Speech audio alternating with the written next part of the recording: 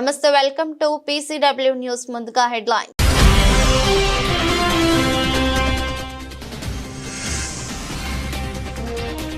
అమెరికాలో గోల్డ్ కార్డుపై Trump photo, first look విడుదల చేసిన ట్రంప్.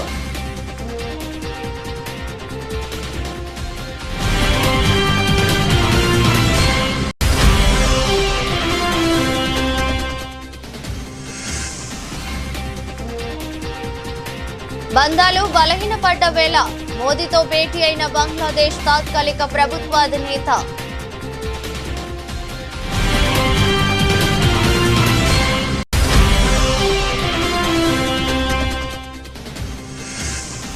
రాజ్యసభలో వక్ఫ్ బిల్లుకు ఆమోదం. ఎగువ సభలో బిల్లుకు అనుకూలంగా 128, వ్యతిరేకంగా 95 ఓట్లు వచ్చాయి.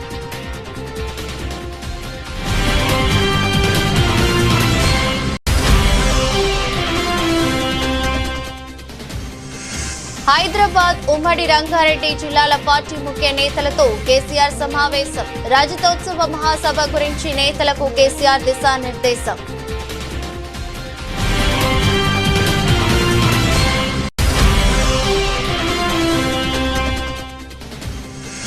మంగళగిరి అభివృద్ధిపై మంత్రి నారా లోకేష్ కీలక నిర్ణయం. మంగళగిరిలో దశాబ్దాల సమస్యకు 10 నెలల్లో పరిష్కారం చూపామన్న మంత్రి.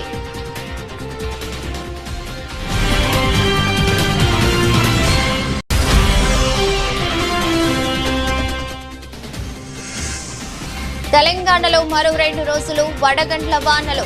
వివిధ జిల్లాలకు ఆరెంజ్, ఎల్లో అలర్ట్.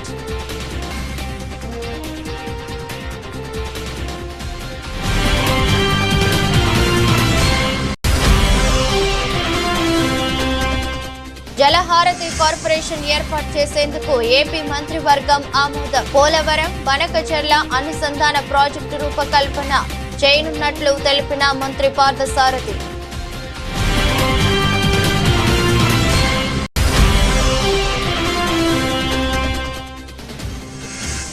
వరంగల్ జిల్లా కోర్టుకు బాంబు బెదిరింపు. కోర్టు వద్దకు చేరుకుని విస్తృతంగా తనిఖీలు నిర్వహిస్తున్న బాంబు స్క్వాడ్, డాగ్ స్క్వాడ్ సిబ్బంది.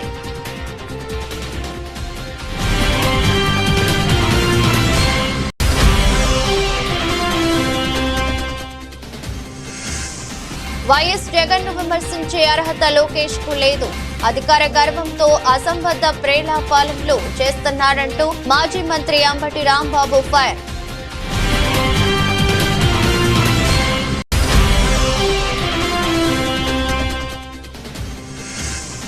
సన్ రైజర్స్ హ్యాట్రిక్ ఓటమి. కెప్టెన్ కమిన్స్ సంచలన కామెంట్స్.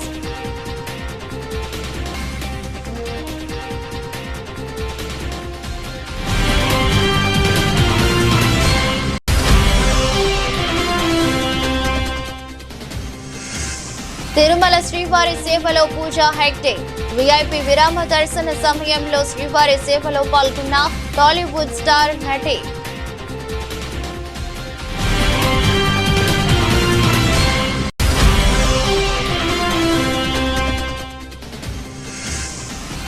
స్వల్పంగా పెరిగిన బంగారం, వెండి ధరలు. శుభకార్యాల సీజన్ ప్రారంభం కావడంతో బంగారం ధరలకు రెక్కలు.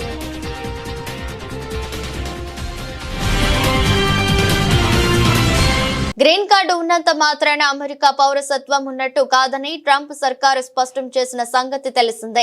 ఇదే సమయంలో అమెరికా పౌరసత్వం పొందానుకునే సంపన్నుల కోసం గోల్డ్ కార్డును ట్రంప్ తీసుకొచ్చారు.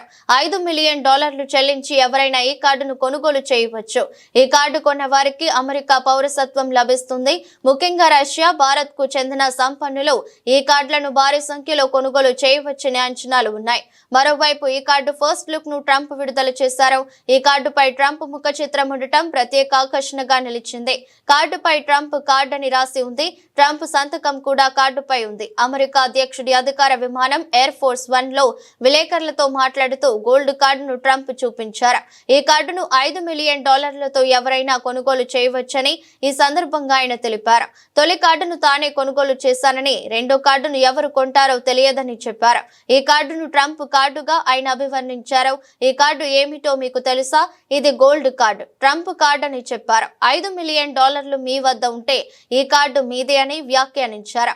2 వారాల్లోగా ఈ కార్డు అందరికీ అందుబాటులోకి వస్తుందని చెప్పారు.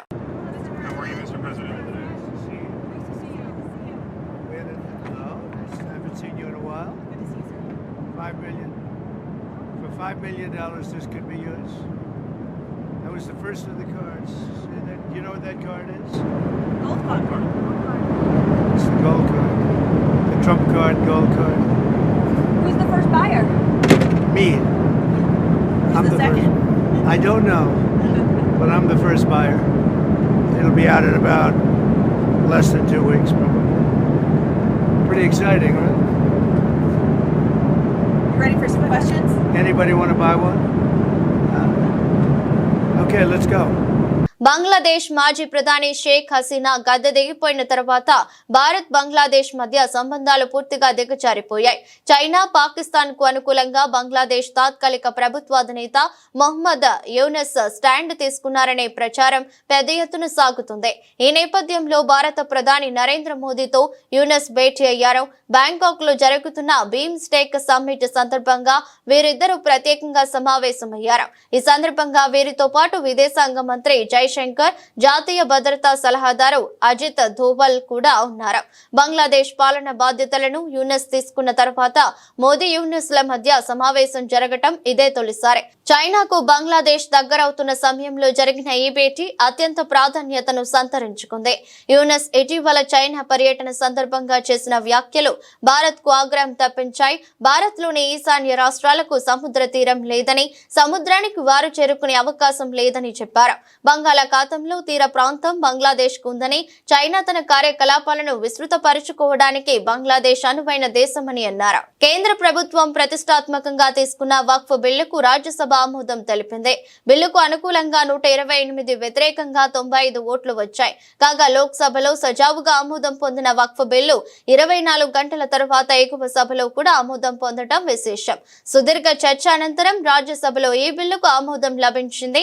అర్ధరాత్రి దాటే వరకు సభలో విస్తృత చర్చ జరిగింది.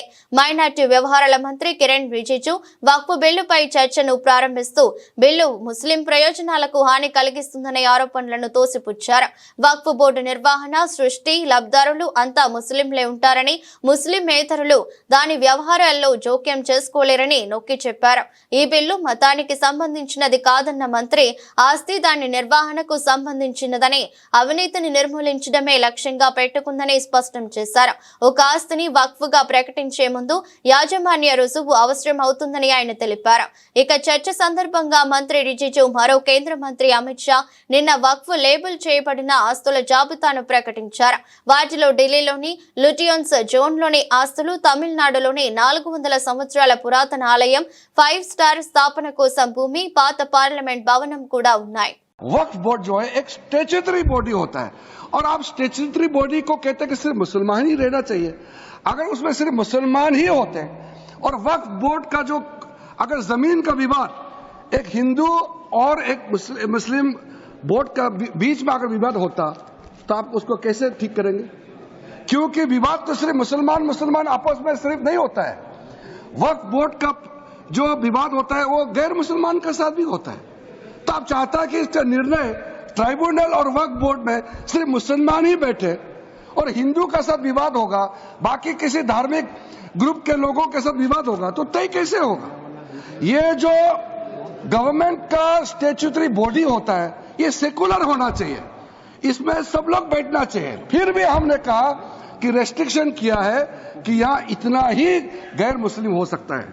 मेजोरिटी अब 22 मेंबर में अगर मैक्सिमम 4 होता है, वो 4 क्या आपको वहां निर्णय बदल सकता है? वो सिर्फ योगदान कर सकता है, अपना एक्सपर्टाइज दे करके वहां काम करने का वैल्यू को बढ़ा सकता है. तो इस प्रकार का कई लोग, इसलिए मैं कहना चाहता हूं कि आप लोग समझदार नहीं है, तो ये मैं कह नहीं सकता हूं क्योंकि समझदार ही है, लेकिन कहने का जो तरीका या आपका सोचने का तरीका, इसमें और हमारे सोचने का तरीका में अंतर है. अदरवाइज सर मल्लिकार्जुन खड़गे जी ने तो कितना बात कहा, लेकिन वरिष्ठ नेता है, सुबह भी बड़ा दुख के साथ उन्होंने कहा मैं जवाब देना चाहता, तो हमारा एक साथी ने डिस्टर्ब किया इसलिए नहीं बोला. मैं बहुत इज्जत करता हूं, जवाब देना चाहता हूं, लेकिन हमको मत बोलिए कि मंत्री जी ने मेरा किसी पॉइंट का जवाब नहीं दिया, क्योंकि आपका पॉइंट जवाब देगा तो बहुत लंबा हो जाएगा. सिर्फ मैं Honorable members, subject to correction, Ayes 128.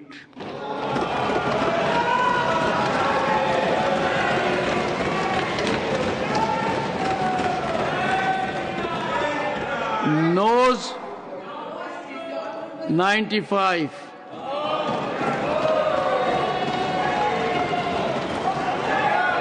Abstention 0.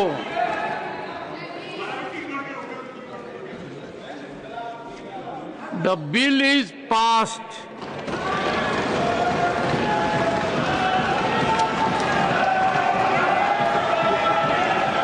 BRS party రజతోత్సవ మహాసభ నేపథ్యంలో అధినేత కేసీఆర్ అధ్యక్షతన హైదరాబాద్ ఉమ్మడి రంగారెడ్డి జిల్లాల పార్టీ ముఖ్య నేతలతో సన్నాహక సమావేశం జరిగింది. ఈ సమావేశంలో వరంగల్లో నిర్వహించే పార్టీ రజతోత్సవ మహాసభ గురించి నేతలకు కేసీఆర్ దిశానిర్దేశం చేశారు. జన సమీకరణతో పాటు పలు కీలక అంశాలపై కేసీఆర్ వారితో చర్చించారు. పార్టీ రజతోత్సవ సభ నేపథ్యంలో రోజుకు 2 ఉమ్మడి జిల్లాల నేతలతో కేసీఆర్ సన్నాహక సమావేశాలు కొనసాగిస్తున్న సంగతి తెలిసిందే. శుక్రవారం ఎర్రవెల్లి నివాసంలో జరిగిన ఈ కార్యక్రమంలో బీఆర్ఎస్ వర్కింగ్ ప్రెసిడెంట్ కేటీఆర్, మాజీ మంత్రులు సబితా ఇంద్రారెడ్డి, తలసాని శ్రీనివాస్ యాదవ్, మల్లారెడ్డి, ఎమ్మెల్సీలు శంబిపూర్ రాజు, నవీన్, వాణిదేవి, ఎమ్మెల్యేలు కేపీ వివేకానంద, మాధవరం కృష్ణారావు, పద్మారావు, మాగంటి గోపీనాథ్, బండారి లక్ష్మారెడ్డి, దేవిరెడ్డి సుధీర్ రెడ్డి, ముఠా గోపాల్, మర్రి రాజశేఖర్ రెడ్డి, కాళేరు వెంకటేష్, మాజీ ఎమ్మెల్యేలు కొప్పుల మహేష్ రెడ్డి, మెదకు ఆనంద్, మంచిరెడ్డి కిషన్ రెడ్డి, పైలట్ రోహిత్ రెడ్డి, బీఆర్ఎస్ నాయకులు కార్తిక్ రెడ్డి, మన్నే గోవర్ధన్, ముఠా జైహింద్ సింహ, మాజీ చైర్మన్ క్రిషాంక్ మన్నేతో పాటు తదితరులు పాల్గొన్నారు. మంగళగిరి నియోజకవర్గం ఉండవల్లిలో మన ఇల్లు మన లోకేష్ కార్యక్రమం చేపట్టారు. 2వ రోజు శాశ్వత ఇంటి పట్టాలను విద్యా, ఐటీ, ఎలక్ట్రానిక్ శాఖల మంత్రి నారా లోకేష్ అందజేశారు. ఇవాల్టి నుంచి 12వ తేదీ వరకు నియోజకవర్గంలో మన ఇల్లు మన లోకేష్ కార్యక్రమం జరగనుంది. పేదలకు స్వయంగా శాశ్వత ఇంటి పట్టాలను మంత్రి నారా లోకేష్ పంపిణీ చేస్తున్నారు. ఎర్రబాలెం గ్రామానికి చెందిన 248 మందికి శాశ్వత ఇంటి పట్టాలను పంపిణీ చేశారు. ఇవాళ మధ్యాహ్నం నుంచి నీరుకొండ గ్రామానికి చెందిన 99 మందికి, రత్నాల చెరువుకు చెందిన 199 మందికి శాశ్వత ఇంటి పట్టాలు పంపిణీ చేయనున్నారు. మొత్తంగా 546 మంది లబ్ధారులకు శాశ్వత ఇంటి పట్టాలను నారా లోకేష్ ఉచితంగా అందజేయనున్నారు. సొంత ఖర్చులతో బట్టలు పెట్టి మరీ లబ్ధారులకు ఇంటి పట్టాలను లోకేష్ అందజేస్తున్నారు. 2024 ఎన్నికల్లో నేను రచ్చబండ కార్యక్రమం పెట్టుకుని మీ దగ్గరకు వచ్చా. అక్కడ పార్టీ జెండాలు లేవు, బ్యాక్ డ్రాప్ లేవు. సరదా కూర్చుని నేను చెప్పాల్సిన 10 నిమిషాలు చెప్పి మీ సమస్యలు తెలుసుకుని ఆనాడు స్పష్టమైన హామీ ఇచ్చా. దాంట్లో భాగంగా మీరందరూ నన్ను కోరారు. 2.5 దశాబ్దాల నుంచి ఇది ఒక కళ, మాకు ఇంటి పట్టాలు మాకు కావాలి, మీరు ఏం చేస్తారో మాకు తెలియదు, ఆ పట్టాలు మటుకు మాకు ఇప్పించండి అని మీరు చెప్పారు. అది ఇప్పుడు కూడా నా బాగా గుర్తు. ఆనాడు మీకు చెప్పా 3 విడతలుగా ఈ కార్యక్రమం జరుగుతుంది. కొంతమంది సులభంగా చేసాక ఉంటుంది, అది ప్రభుత్వ నిర్ణయం మేరకు నడుస్తుంది, అది మొదటి విడతలో జరుగుతుందని చెప్పా. రెండవది ఎండోమెంట్ భూములు, ఇంకో పక్కన రైల్వే భూములది ఇంకొంచెం సమయం పడుతుందని చెప్పా. అతి కష్టమైన పని ఈ కాలువ పైన ఉన్న ఇల్లు కానివ్వండి, అటవీ భూమిలో ఉన్న ఇల్లు, అది అందరితో మాట్లాడాలి, 2-3 సంవత్సరాలు పడుతుంది, బట్ నేను చేసి తీరుతానని ఆనాడు హామీ ఇచ్చా. కరెక్ట్ గా 10 నెలలైంది ప్రజా ప్రభుత్వం ఏర్పడి. 10 నెలల్లో మొత్తం ఎన్యూమరేషన్ చేశాం, ఇంటికి కొలతలు తీశారు. అధికారులే కాదు, అన్ని పార్టీలకు సంబంధించిన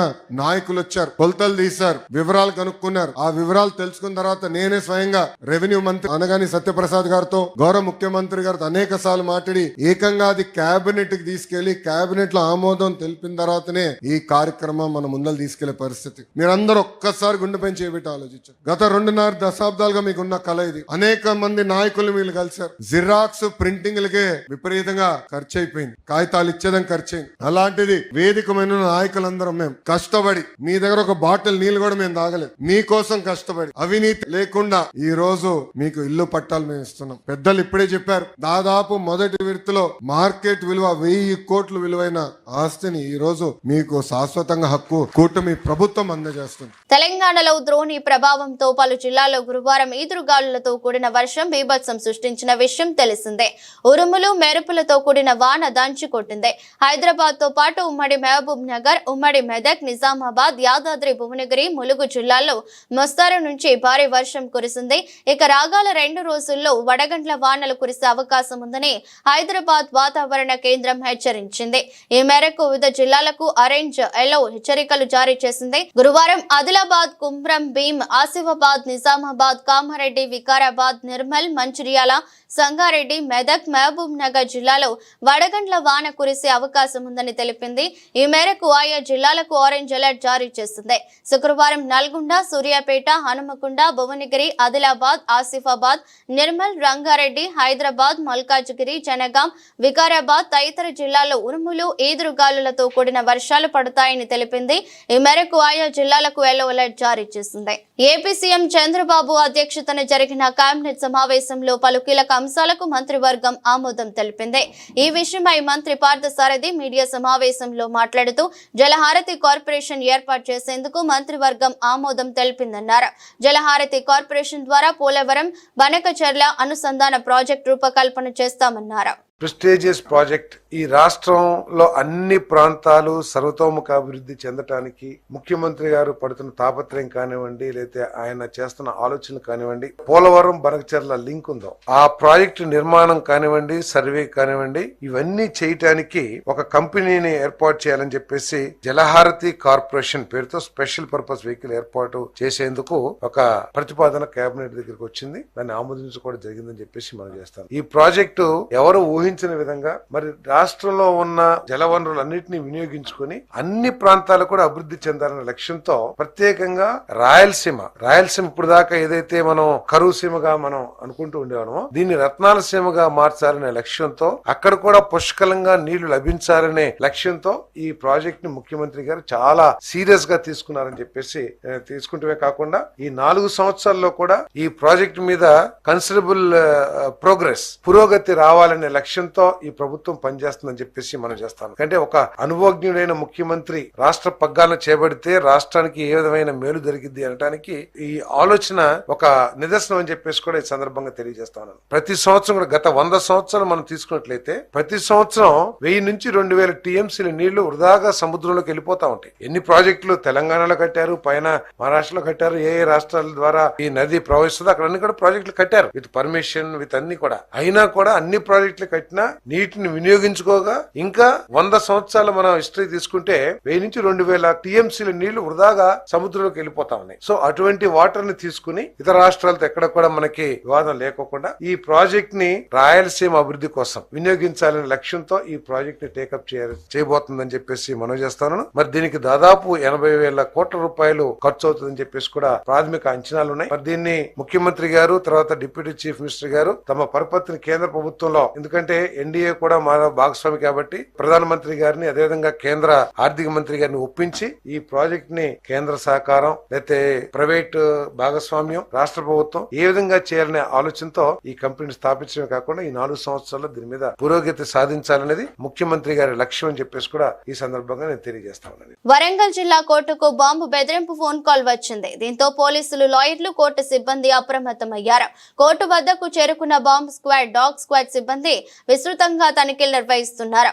లాయర్లు, కోర్టు సిబ్బంది భయంతో గడుపుతున్నారు. జిల్లా జడ్జికి మెయిల్ ద్వారా ఓ గుర్తు తెలియని వ్యక్తి నుంచి బాంబు పెట్టామని మెయిల్ చేసినట్లు పోలీసులు పేర్కొన్నారు. ఆ వ్యక్తి ఎవరనే విషయాన్ని తెలుసుకునేందుకు ప్రయత్నిస్తున్నామని తెలిపారు. నిన్న మేడ్చల్, మల్కాజ్గిరి, నాగర్ కర్నూలు కలెక్టర్లకు బాంబు బెదిరింపు ఫోన్ కాల్స్ వచ్చిన సంగతి తెలిసిందే.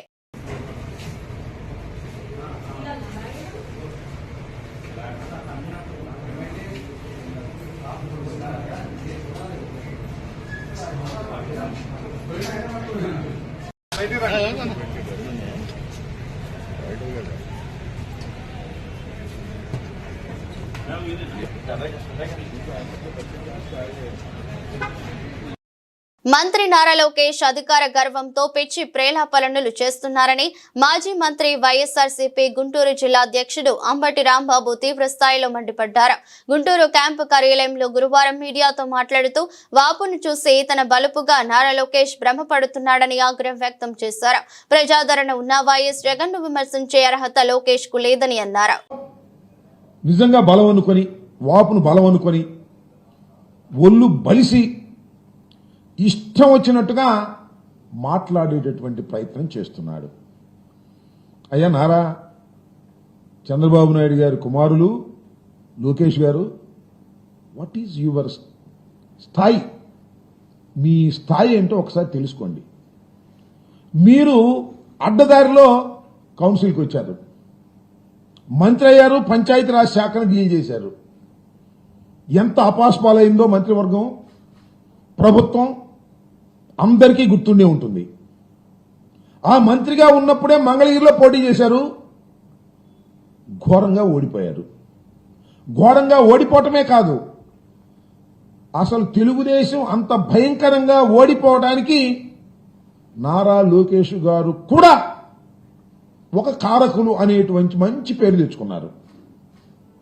మళ్ళా తర్వాత మొన్న అప్పుడు 23 మంది గెలిస్తే మీరు ఓడిపోయారు. మొన్న మళ్ళా మంగళగిరిలో నిలబడ్డారు, మంచి మెజార్టీతో గెలిచారు. 164 సీట్లు కూటమికి వస్తే మీరు గెలిచారు, 23 సీట్లు తెలుగుదేశంకి వస్తే మీరు ఓడిపోయారు. దాన్ని బట్టి ఒకసారి యూ క్యాలిక్యులేట్, నీ స్థాయి ఏమిటో ఒకసారి క్యాలిక్యులేట్ చేసుకోమని మనవి చేస్తున్నా. మీరు జగన్మోహన్ రెడ్డి గారి గురించి మాట్లాడతారు. జగన్మోహన్ రెడ్డి గారి గురించి మాట్లాడటమే కాదు, ఇష్టం వచ్చినట్టుగా అన్ని పచ్చి అబద్ధాలు. నీ నాన్నకు మించిన వాడు అయిపోయావు ఆయన నువ్వు అబద్ధాలు చెప్పడంలో, నాకు అర్థం కాల. ఈ CBG, Reliance CBG compressed biogas ప్లాంట్లు ఏర్పాటు చేశారు. ఎవరు తీసుకొచ్చారు దీన్ని? మీరే తీసుకొచ్చారా? మీరు తీసుకురాలా? 2024 ఫిబ్రవరి 14న రాష్ట్ర ప్రభుత్వం, అప్పుడున్న రాష్ట్ర ప్రభుత్వం అగ్రిమెంట్ అయింది. ఈ ప్లాంట్లు ఇక్కడ తీసుకొచ్చి మొదటి దశలో 8 ప్లాంట్లను ప్రారంభించాలనే ఉద్దేశంతో అప్పుడే దీనికి అంకురార్పణ జరిగింది.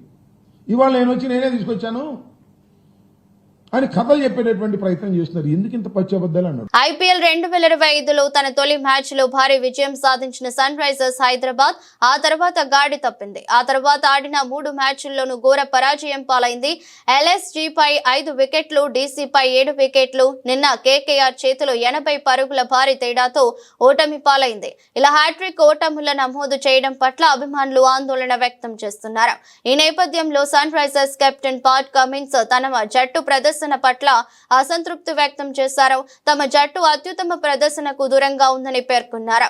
బౌలింగ్ బాగానే ఉన్న ఫీల్డర్లు, బ్యాటర్లు చేతులెత్తేయడంతోనే వరుస ఓటములు తప్పడం లేదన్నారు. ప్రధానంగా టాప్ ఆర్డర్ బ్యాటర్లు విఫలం కావడం దెబ్బతీస్తుందని తెలిపారు. నిన్నటి మ్యాచ్ లో కూడా కీలక సమయాల్లో ఫీల్డర్లు క్యాచ్లను చేజార్చడం మ్యాచ్ పై తీవ్ర ప్రభావం చూపిందన్నారు. ఇప్పటికైనా ఈ విభాగాల్లో మెరుగైతే విజయాల బాట పట్టొచ్చని కమిన్స్ చెప్పుకొచ్చారు. ఇకనైనా జట్టులోని ఆటగాళ్లు సమిష్టిగా రాణించాల్సి ఉందని ఆయన స్పష్టం చేశారు. తిరుమల శ్రీ వెంకటేశ్వర స్వామి వారిని టాలీవుడ్ స్టార్ నటి బుట్టబొమ్మ పూజా హెగ్డే దర్శించుకున్నారు. శుక్రవారం ఉదయం విఐపి విరామ దర్శన సమయంలో శ్రీవారి సేవలో పాల్గొన్నారు. ఆలయానికి చేరుకున్న నటికి తిరుమల తిరుపతి దేవస్థానం అధికారులు స్వాగతం పలికి దర్శన ఏర్పాట్లు చేశారు. అనంతరం రంగనాయకుల మండపంలో వేద పండితులు నటిని శేష వస్త్రంతో సత్కరించి వేదాశీర్వచనం చేశారు. స్వామివారి చిత్రపటం, తీర్థ ప్రసాదాలు అందజేశారు. అంతకుముందు పూజా హెగ్డే తిరుపతి జిల్లాలోని ప్రఖ్యాతిగాంచిన శ్రీకాళహస్తీశ్వరుని దర్శించుకున్న విషయం తెలిసిందే. గురువారం ఉదయం శ్రీకాళహస్తీశ్వర స్వామికి వెళ్లిన నటి అక్కడ రాహుకేతు పూజలో పాల్గొన్నారు. అనంతరం శ్రీ వాయులింగేశ్వర స్వామి సమేత జ్ఞాన ప్రసూనాంబికా దేవిని దర్శించుకున్నారు. సినిమాల విషయానికి వస్తే పూజ ప్రస్తుతం దళపతి విజయ్ తో జననాయకన్ సినిమాలో నటించడంతో పాటు సూర్య హీరోగా వస్తున్న రెట్రో చిత్రంలో కథానాయికగా నటిస్తుంది. చాలా సంతోషంగా ఉంది. నా మనసులో చాలా టైం నుంచి ఇక్కడ రావడానికి ఒక విష్ ఉంది. అండ్ ఈరోజు చాలా మంచి దర్శనం అయింది నా ఫ్యామిలీతో. నేను యాక్చువల్లీ చాలా లక్కీగా ఉన్నాను. దేవుడు నాకు ఇంత మంచి దర్శనం ఇవ్వడానికి I feel very very blessed and thank you. Next project కొత్త ఇప్పుడు మే 1కి రెట్రో ఫిల్మ్ రిలీజ్ అవుతుంది. అంతర్జాతీయంగా బంగారం ధరలు రోజు రోజుకు పెరిగిపోతున్నాయి. ఇటీవల కొన్ని నెలలుగా రికార్డు స్థాయికి చేరుకున్న బంగారం ధర ఇన్వెస్టర్లకు వరంగా ఉన్న కొనుగోలుదారులకు మాత్రం భారంగా మారింది. ఇప్పుడు శుభకార్యాల సీజన్ ప్రారంభం కావడంతో బంగారం ధరలకు రెక్కలొచ్చాయి. ఒకేసారి మార్కెట్లో ధరలు పెరిగితే మరికొన్నిసార్లు తగ్గుతూ కనిపిస్తున్నాయి. గత 2-3 రోజుల నుండి గోల్డ్, వెండి ధరలు స్వల్పంగా పెరుగుతున్నాయి. ఈ క్రమంలో శుక్రవారం గోల్డ్ గ్రాముకు ₹1 పెరిగింది. అలాగే వెండి కేజీకి ₹200 తగ్గింది. గోల్డ్ ధరలు ప్రపంచ బంగారం ధరలపై ఆధారపడి ఉంటాయి. ద్రవ్యోల్బణం, ప్రపంచ ధరలలో మార్పు, కేంద్ర బ్యాంకు బంగారు నిల్వ, హెచ్చుతగ్గుల వడ్డీ రేట్లు, ఆభరణాల మార్కెట్లు వంటి అనేక అంతర్జాతీయ అంశాల ద్వారా ఇవి ప్రభావితం అవుతాయి. హైదరాబాద్ నగరంలో బంగారం ధరలు స్థిరంగా ఉండటం లేదు. గతేడాదితో పోలిస్తే భారీగా పెరుగుతూ వస్తుంది. అమెరికా అధ్యక్షుడు డొనాల్డ్ ట్రంప్ సుంకాల బాట పట్టారు. అన్ని దేశాలకు సుంకాలు విధించారు. దీంతో బంగారం ధర ఆకాశాన్ని తాకనుందనే అభిప్రాయాన్ని మార్కెట్ నిపుణులు అంచనా వేస్తున్నారు. ఇప్పటికే 10 గ్రాముల బంగారం ధర 85,000 దాటిపోయింది. ఇక ఆ ధర లక్షకు చేరిన ఆశ్చర్యపోనక్కర్లేదని చెబుతున్నారు. భారత్ సహా ప్రపంచంలోని దేశాలపై అమెరికా అధ్యక్షుడు ట్రంప్ సుంకాలు విధించారు. దీంతో బంగారం ధర ఆకాశాన్ని అంటుతుందని మార్కెట్ నిపుణులు విశ్లేషిస్తున్నారు. వార్తలు ముగించే ముందు మరోసారి హెడ్లైన్స్.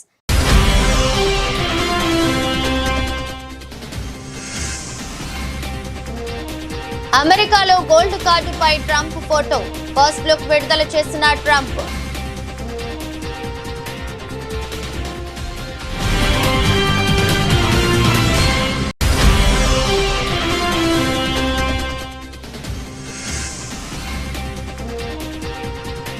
బంధాలు బలహీనపడ్డ వేళ మోదీతో భేటీ అయిన బంగ్లాదేశ్ తాత్కాలిక ప్రభుత్వాధినేత.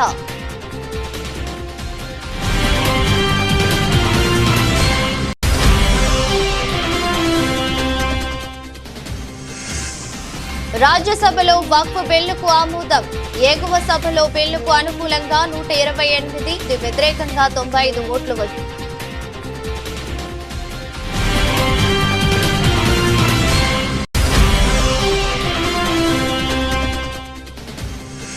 హైదరాబాద్, ఉమ్మడి రంగారెడ్డి జిల్లాల పార్టీ ముఖ్య నేతలతో కేసీఆర్ సమావేశం. రజతోత్సవ మహాసభ గురించి నేతలకు కేసీఆర్ దిశానిర్దేశం.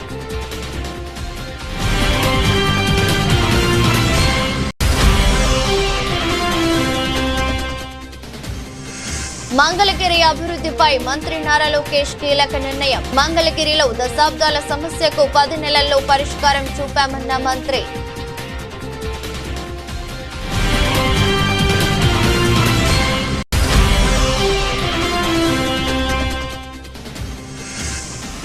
తెలంగాణలో మరో 2 రోజులు వడగండ్ల వానలు. వివిధ జిల్లాలకు ఆరెంజ్, ఎల్లో అలర్ట్.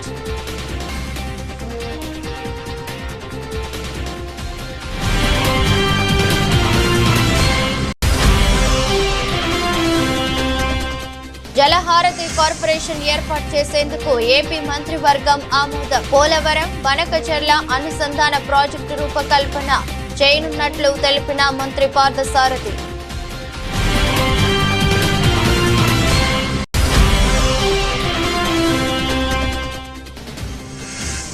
వరంగల్ జిల్లా కోర్టుకు బాంబు బెదిరింపు. కోర్టు వద్దకు చేరుకుని విస్తృతంగా తనిఖీలు నిర్వహిస్తున్న బాంబు స్క్వాడ్, డాగ్ స్క్వాడ్ సిబ్బంది.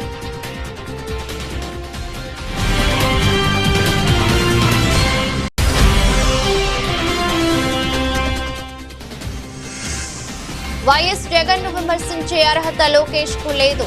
అధికార గర్వంతో అసంబద్ధ ప్రేలాపాలనలు చేస్తున్నాడంటూ మాజీ మంత్రి అంబటి రాంబాబు ఫైర్.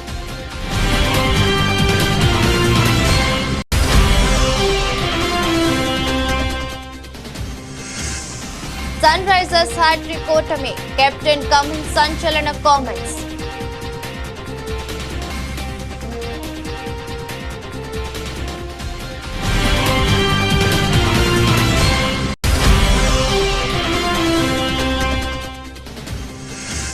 తిరుమల శ్రీవారి సేవలో పూజా హెగ్డే.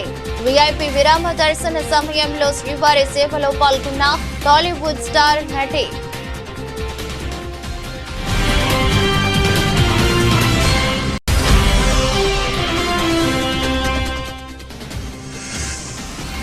స్వల్పంగా పెరిగిన బంగారం, వెండి ధరలు. శుభకార్యాల సీజన్ ప్రారంభం కావడంతో బంగారం ధరలకు రెక్కలు.